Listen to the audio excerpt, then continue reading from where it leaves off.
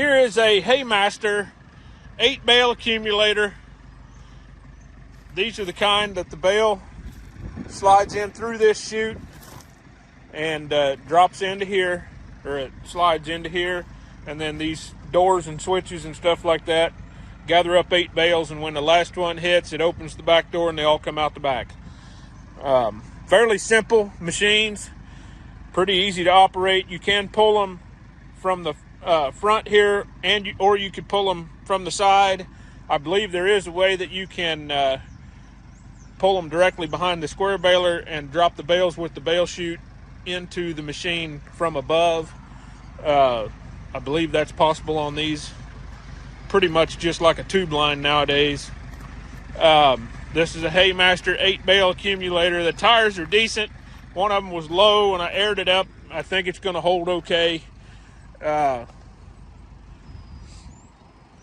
There is a non-factory weld up by that hitch on the right-hand side. I'll take a picture of it so you guys can see that. It looks like it was redone a long time ago, and I doubt it's going to give you any trouble. It's really in good shape other than that weld, and I think that weld is going to be okay. So if you guys have any questions, give us a call. We're going to have it for sale right here.